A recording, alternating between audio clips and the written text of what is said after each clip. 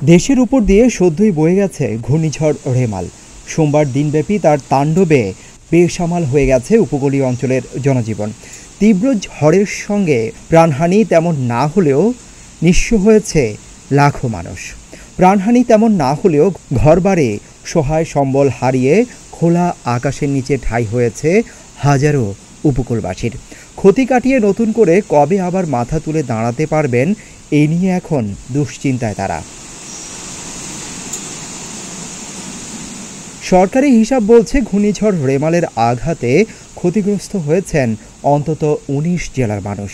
এর মধ্যে ৯ জেলায় প্রাণ গেছে ১৪ জনের। প্রাণহানির এই পরিমাণ দুর্যোগের তীব্রতা তেমন বোঝাতে যথেষ্ট নয়। তবে রেমালের তাণ্ডবের সাক্ষী হয়ে আছে হাজার হাজার বিধ্বস্ত ঘরবাড়ি ও ক্ষতিগ্রস্ত রাস্তাঘাট।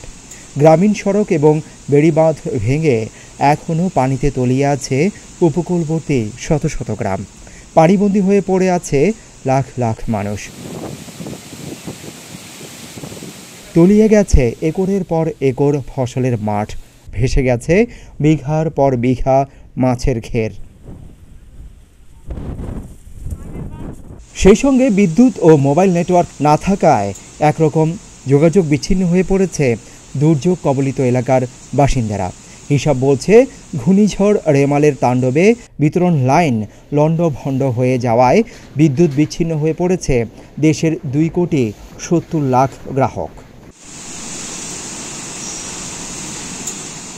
আর টেলিযোগাযোগ খাতের নিয়ন্ত্রক সংস্থা বিটিআরসি বলছে বিদ্যুৎ না থাকায় ৬৪ জেলার ২২,০০০ মোবাইল সাইট বা টাওয়ার অচল হয়ে পড়েছে, যা মোট সাইটের ৪৮%-এরও বেশি।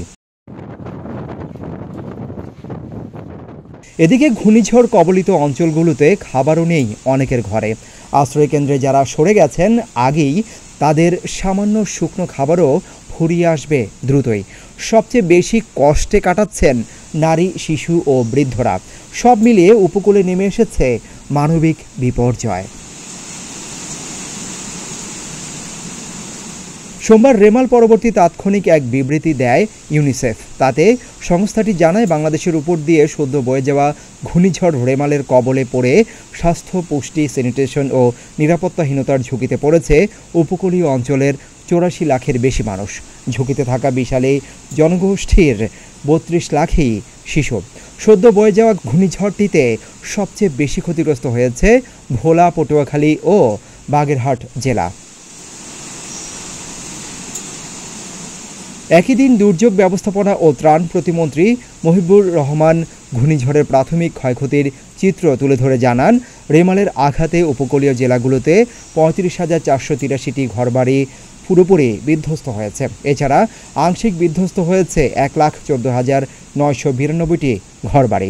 সব মিলিয়ে ঘূর্ণিঝড়ে ১৯ জেলার ১০৭ উপজেলায় ক্ষতিগ্রস্ত হয়েছে ৩৭,৫৮,০৯৬ জন মানুষ। ক্ষতিগ্রস্ত জেলাগুলো হলো সাতক্ষীরা, খুলনা, বাগেরহাট, ঝালকাঠি, বরিশাল, পটুয়াখালী, পিরোজপুর, বরগুনা, ভোলা, ফেনী, কক্সবাজার, চট্টগ্রাম, নোয়াখালী, লক্ষ্মীপুর, চাঁদপুর, নড়াইল, গোপালগঞ্জ, শরীয়তপুর ও যশোর।